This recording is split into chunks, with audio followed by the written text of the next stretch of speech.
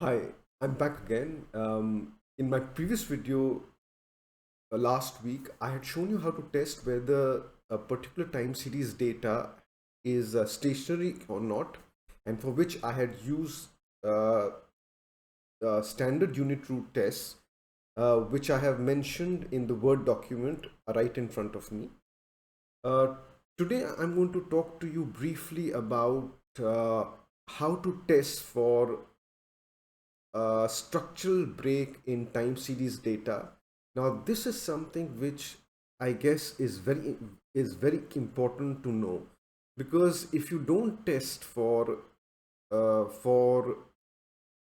structural break in time series data, your your analysis, modeling, and estimates could go wrong. So it's imperative that you test for any breaks, any break or breaks in the time series data. There could be one or more than one structural break in a particular time series data. For example, in GDP, inflation, uh, consumption, business investment, etc. Uh, Before I just show you how to test for for a structural break in time series data, it's important to briefly know what are the reasons behind what are the reasons behind structural breaks. If if you were to view the document, the Word document here, uh, structural breaks in time series data take place due to major economic shocks. For example, you had the oil. For example, you had the oil price shocks in the 1970s. Then you had the global financial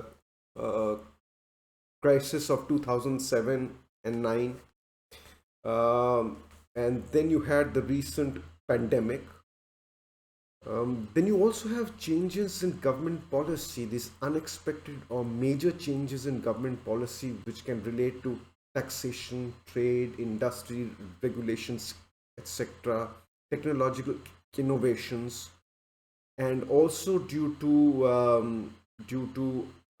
financial markets, or there can be large and unexpected change in for example, uh, oil, gas, or any other major commodity rates.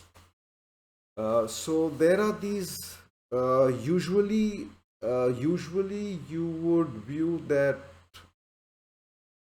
the structural breaks that you actually see in time series data is there because of these major reasons. So I thought I will just sort of briefly mention some of the major reasons due to which structural breaks take place in time series data. Now, I'll go back up, and now I'm going to show you how to test whether any particular time series data has has a structural break in the intercept, or or or there is a structural break in the trend, or in the third instance whether there is a structural break in both the intercept and the trend. So you could actually have a structural break in either the intercept or the trend, or in both the intercept and trend. In the first instance, I will use the example of car sales. In the second, I will use the example of retail sales. And in the third example, I am using the US CPI data. Now, I have used annual data here. And the key assumption out here that I'm going to use is that there is only one structural break in the time series data. Now there can be now there can be more than one break. There can be multiple breaks in the data points in time series data. But for this particular video, I'm going to only focus on just one break in the data, one time series, and I'll make a video sometime later on how to handle more than one break in the data where you have two, three, or you have, as I have stated here, multiple breaks in data points in time series data. For example, oil. Now this data seems to be high, tends to be highly volatile too. But here I am assuming only one break, and also that we do not know which year the break occurred, which year uh, the structural break uh, occurred. Now, having said this, and before I show you uh, how to test for this, you should be aware that there are some common tests which are used to detect structural breaks in time series data, and I've mentioned six here. Now, out of these six, you might be familiar with the Chow test, Kusum test, and the sixth one that is here. Um, in cases of multiple breaks in data points, the Bai-Perron test is very useful. I'll try to make a video soon and show you how to actually use eViews and carry out these common tests to detect uh, to to detect structural breaks in time series data. Okay, now from here, I am now going to go to eViews, and I'm going to show you how to test whether any particular time series data has a structural break in the intercept, and I'm using car sales data. Okay, so now I'm going to eViews. I go to car sales. Okay, now out here, once we have the data here, I'm going to go to view. Then I'm going to select this option of graph, and from which I have the line and symbol option, which is already here, and after which I'm going to just click on OK. Now out here, if you view this data here just by visual inspection, it seems to me that there is a structural break in the constant. See, there is an abrupt change here. If you just see, there's an abrupt change here. So when there's a case of an abrupt change in data, for example, out here there is a vertical shift in the data. So this suggests to me that there is a structural break in the constant. But if you were to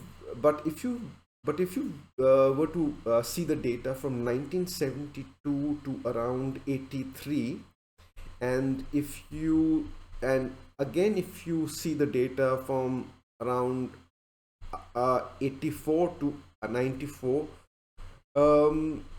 it suggests that this data does not have a unit root. It is actually a stationary data, but there is a structural break in the constant. So what I'm going to now do is I'm going to do a formal test, and the formal test which is termed here, I have actually mentioned that the formal test which I'm going to use is actually stated here. It is the Perron unit root breakpoint test. So I'm going to go to eViews again. Here we have the chart, the graph. This is the car sales. Now I'm going to go to the view option, then after which I'm going to choose a unit root test, and rather than choosing the standard unit root test which I had chosen in my previous video, I'm going to now use the second option, that is here, a breakpoint unit root test. So this is where I go. Now out here I'm going to leave the option as a level, innovation outlier, this is here. Then out here in the basic, I'm going to choose the option between intercept and trend and intercept. I will choose trend and intercept. And here among the three options of intercept, trend and intercept, and trend, I'm going to select the option of intercept, because I believe that there is a break in the intercept. There is a structural break. Okay, here. Now this remains as it is. The breakpoint selection out of all the options given here, this is what I'm going to choose. And out here I'm going to choose among all options, I'm going to use the F statistic. Now before I go on, I must state this that I'm using this test under the assumption that I don't know which year the break happened. So that is a major assumption that you should be aware of, that out here in all the three instances, I don't know which year the break happened or occurred. Okay. Having said this, now I'm going to just click on, so now we have a level, basic, that is trend and intercept. Then you have the intercept here, breaking intercept. This is left as it is. And this is the F statistic I've chosen to choose the lag length. And then you click on OK.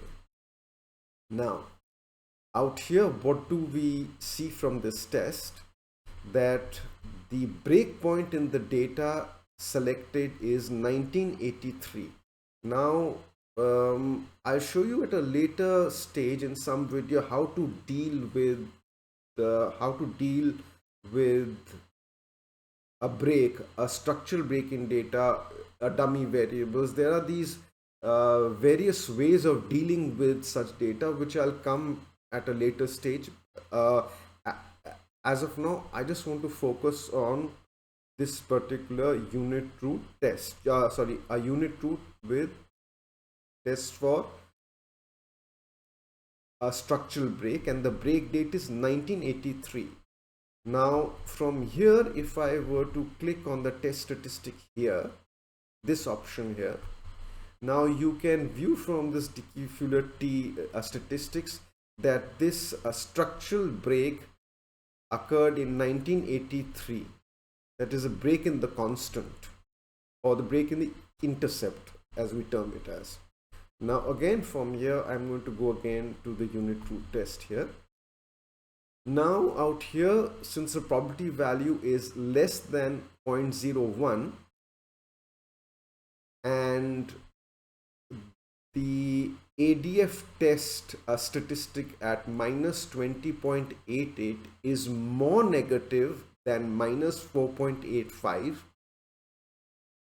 we can reject the null hypothesis, which means that this data is actually, it does not have a unit root. A stage means it is actually, this data is actually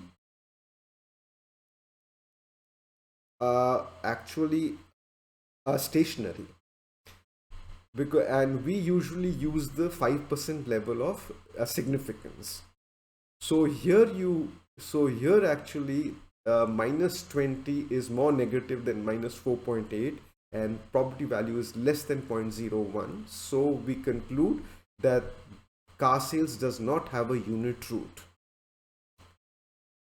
There's something very important that I need to inform you about, is that if by mistake we would not have taken into account uh, that this data has a structural break in the constant, we would have gone totally wrong.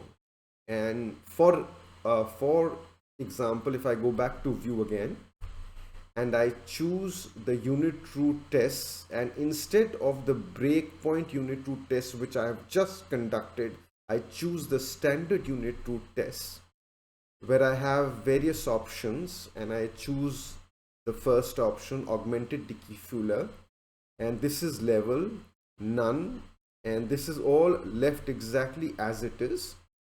If I just use the standard unit root tests which I had used in my previous video, and I had ignored the break in the data, now you will see, if you ignore the structural break in the data, what mistake we are going to make.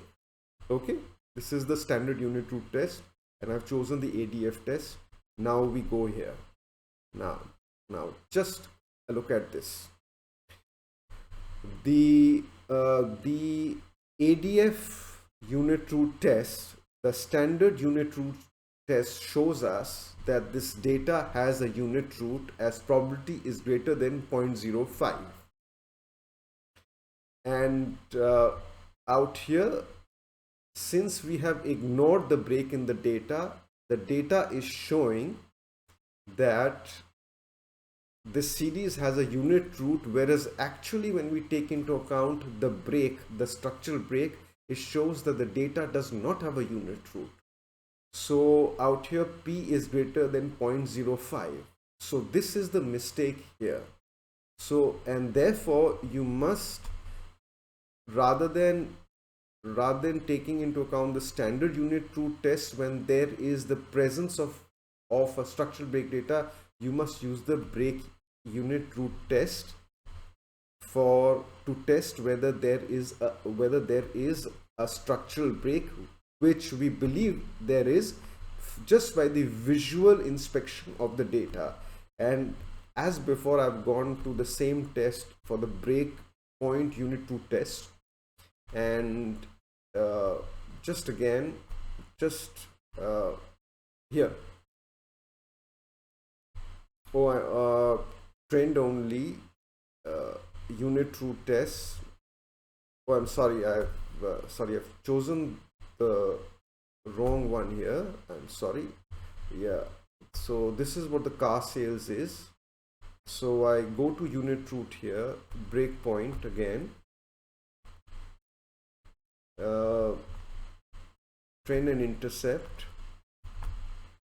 I choose the trend option here, and I choose the intercept option as I had done before, and I choose the F statistic, and here it shows that the probability value is less than 0.01, which means that the data does not have a unit root. So basically this is what I have shown, that why it's important to conduct a test taking into account a structural break in the data. Now after this, before I go and test for the structural break in the trend, I must point out here, and this is something which I guess is very important to note. If you don't take care of structural breaks in the data, in the time series data, and mistake stationary series for non-stationary series and vice versa, it's likely to lead to model misspecification, and your estimates could go wrong. And as an example, for example, you could actually land up with what is termed as spurious regression. So briefly, I've just mentioned that what happens if you don't take into account that you don't take into account a structural break or breaks in the data. This is what is going to happen. Okay, from here next, I am now going on and I'm going to now test whether the data has a structural break in the trend or not, and for which I'm going to use a retail sales data. Now again, I go to eViews, okay, and I will now select retail sales data, and here you can see, I'll show you this is the data here up to 95. So I'm using from 1972 to 1995. This is annual data, retail sales. Now I'm going to just graph the data. Then you get to the line and symbol tab, and then I click on OK. Now, just by visual inspection, you can see that this series has a unit root. This is what this series indicates to me. It is actually series where you have a unit root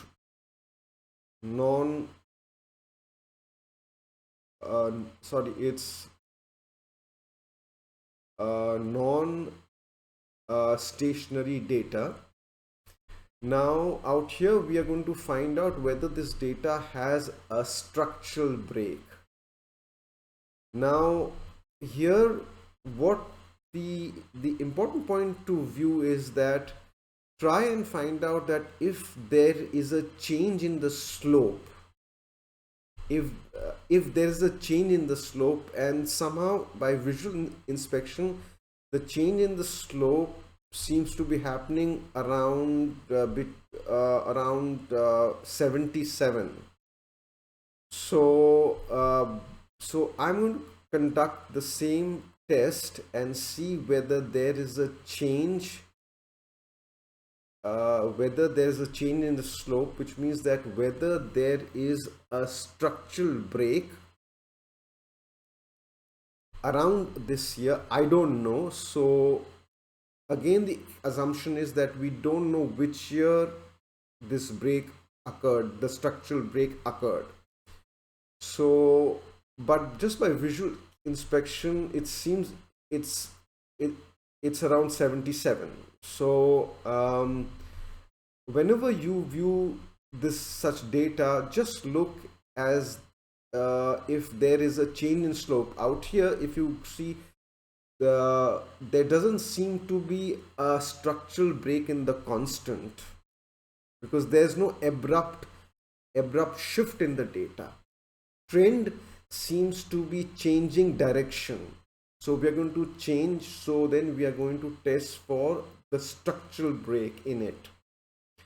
But there doesn't seem to be a structural break in the constant.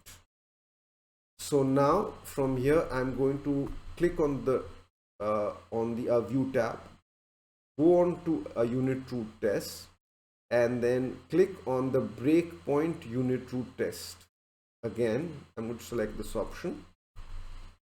Now out here again, I'm going to leave this at a level, and the basic that I'm going to choose out here is trend and intercept.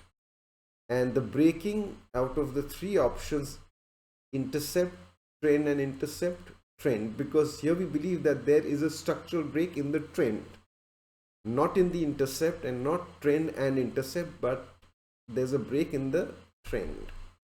I'm going to leave this exactly as it is. Breakpoint selection, innovation outlier. Then I have the F statistics here. So this is level, trend and intercept basic. Breaking, among all these three options, I choose trend, and then Dickey-Fuller M test, innovation outlier, break type, and we use F statistic for the a lag length, and then I click on OK. Yeah. Now out here you can view that this data is has a unit truth. P is greater than 0.05, and the ADF test statistic is minus 3.9, which is less negative than minus 4.52. So this series has a unit truth, which means it is a non stationary data.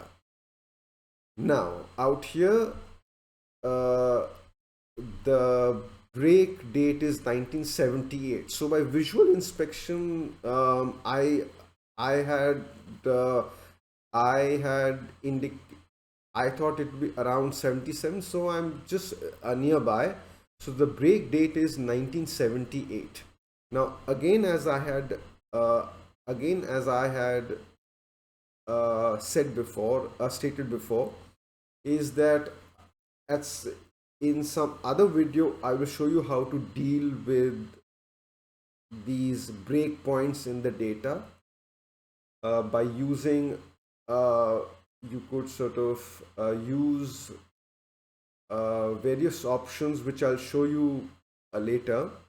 But suffice to know just now that there is a break in 1978, a structural break in 1978, and we have chosen trend specification as trend and intercept, and the break specification trend only. Structural break in trend is in 1978. And now if you go to the test coefficient here and you just see and you just view this here, there is a break here. Okay, having said this, it's important to note there may be more structural breaks in the data, but just now we are focusing only on one, and this Perron uh, and this Perron unit root test with a break only shows you uh, one breakpoint. So how to handle more than one? There are some of those tests, and especially the sixth one which I had shown you. I'm going to I'm going to show you how to do that in some other video. Okay, these are the tests here, some common tests to detect structural breaks in time series data. So I've mentioned these here.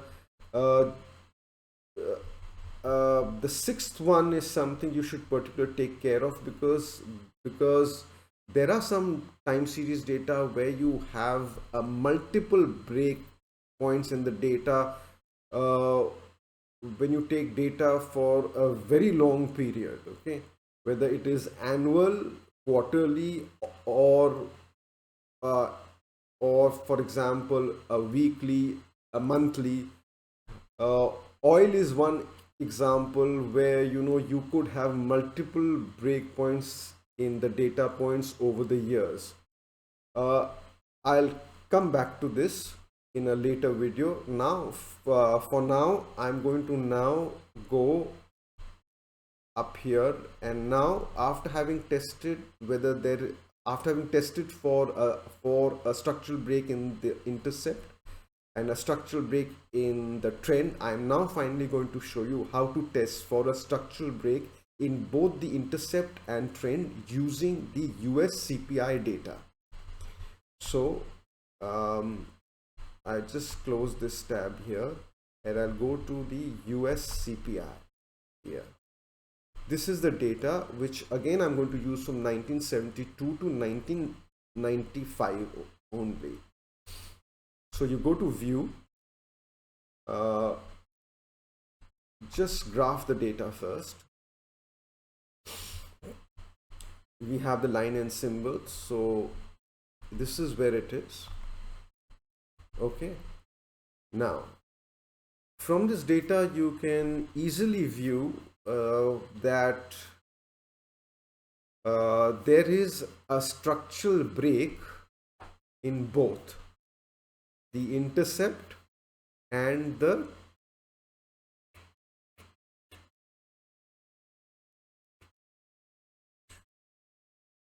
trend, both intercept and trend. So basically you will see that there's an abrupt shift here. There's an abrupt shift here, and you see that if you view the data, the trend, you can see the change. There's a trend here, and then there is a downward sloping trend. So here you have a change in the trend. There is one here, and then there is another one here. So this series actually, just by visual inspection, I can tell you that this series has a unit root. It is non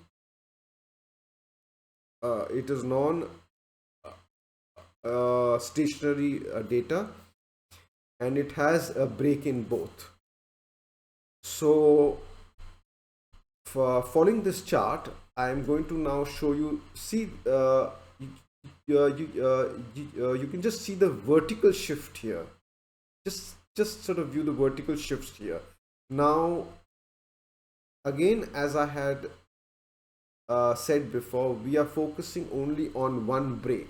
There can be more than one break in the data, and there is more than one break here, but for this video I'm just focusing on one break, and this particular test handles only one break point in the data and not more than one. This is something which I guess you should be aware of.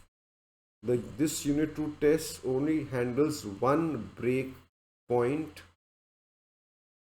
only one break.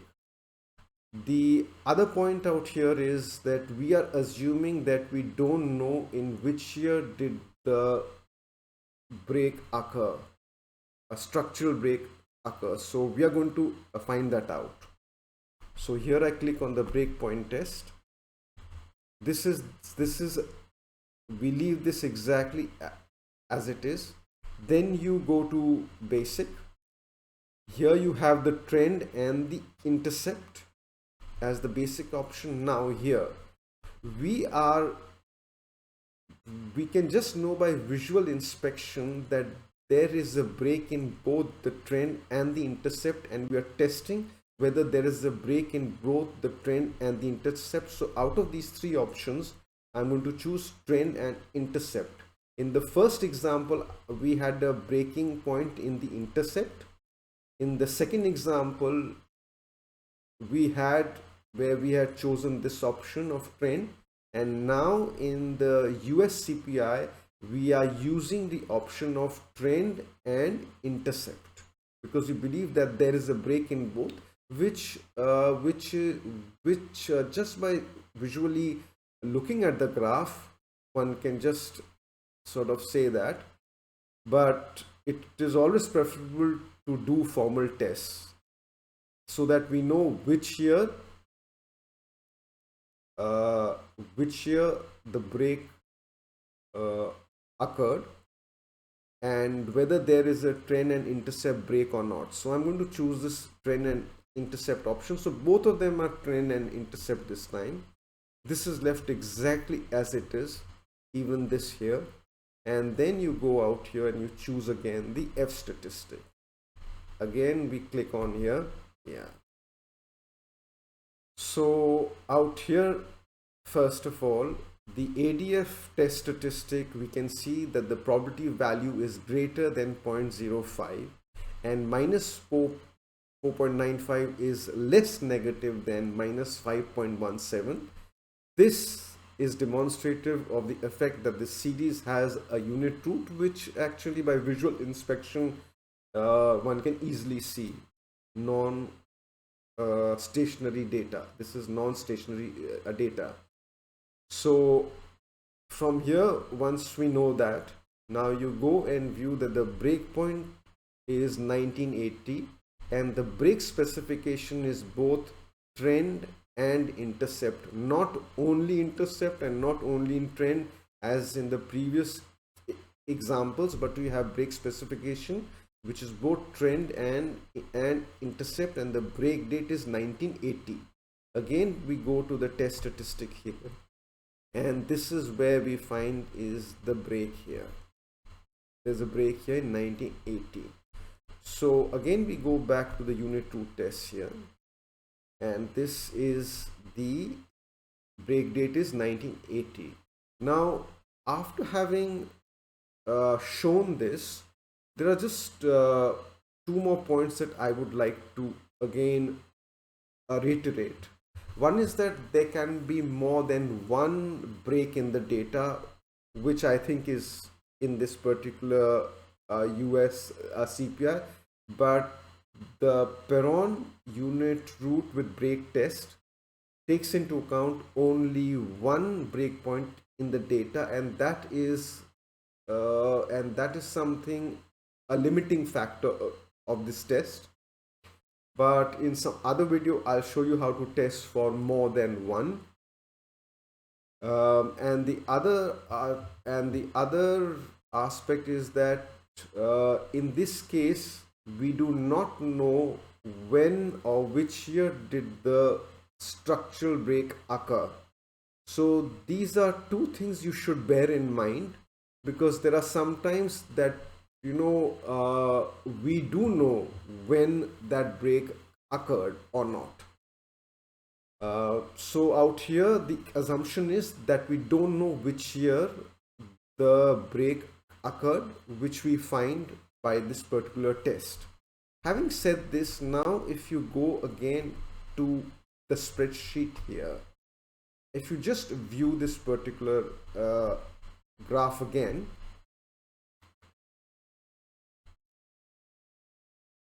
here now, if you go back to the previous 2 years when you had where you have seen a period where the inflation has surged, pandemic.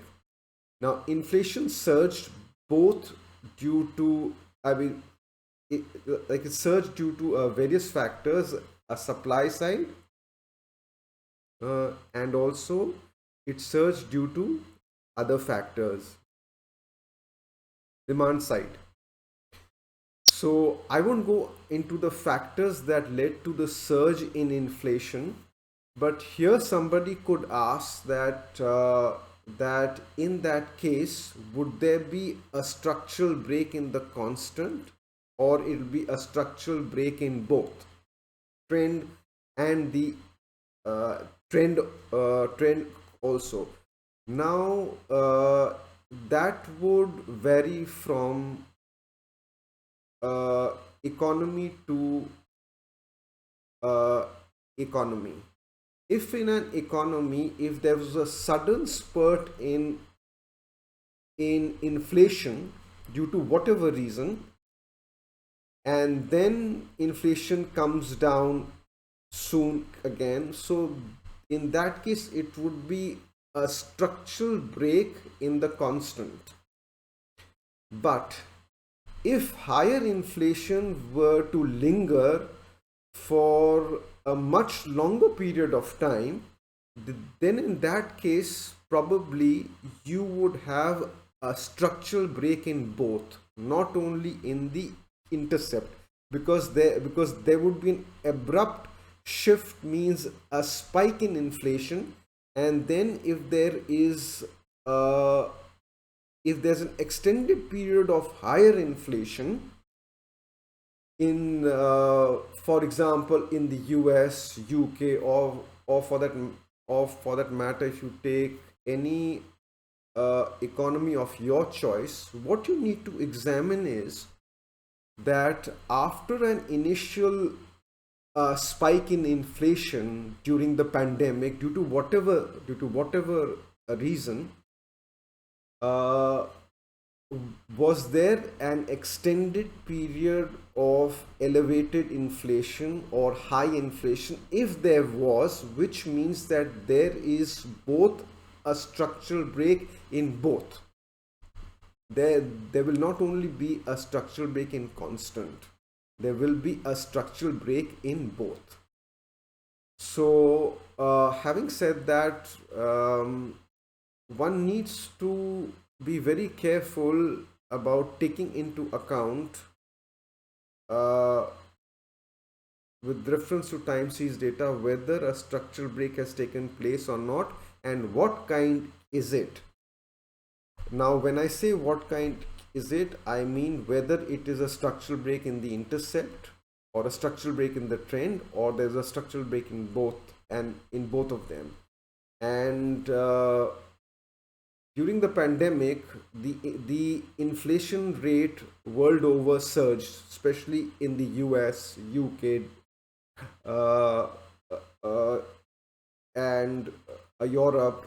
Uh, so, if you go and analyze the inflation data of any economy, developed or or or you analyze the inflation of an uh, emerging uh, economy, just go and analyze whether there, just by visual inspection, whether there has been a structural break in the intercept, which means that there is a sudden surge in inflation and then it comes down after a few months, or there has been a structural break in trend, which means that inflation has been elevated for a long period of time, and that inflation has been staying there for for a long time. If that is the case, then there is a structural break in trend, but there are chances that there will be a structural break in both the intercept and the trend. As far as uh, inflation is is uh,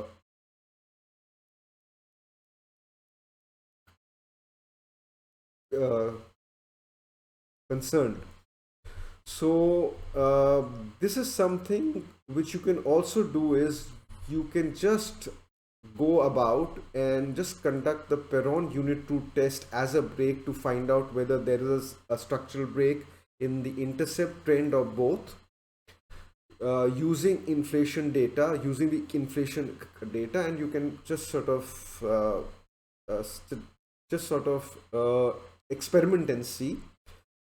But uh, for a deeper understanding, you will need to know how to conduct other common tests for structural breaks for this purpose, whether to know whether there is a structural break in inflation, in the constant, trend, or both. If you are aware of some of these tests, one doesn't need to know all these, but I guess one should be aware of the Chow test, Pond and Roos test, Kusum test, and this one, the sixth one. So, having said that, you see, as the economic data today is getting more and more, uh, what you will say is, uh, is, uh, is um, uh, uh, volatile, uh, you will see that the incidence of a breaks in the data. Now, these, as I had stated before, you must take into account, otherwise, your modeling estimates could go horribly wrong. For which it is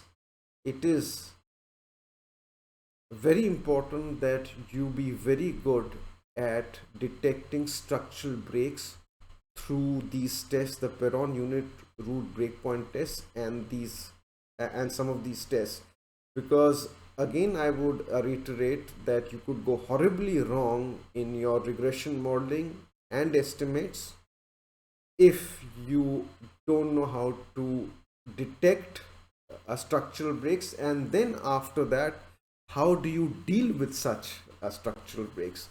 Now, dealing with structural breaks is an art, and I'll show you the options you could exercise how to deal with structural breaks in a later video.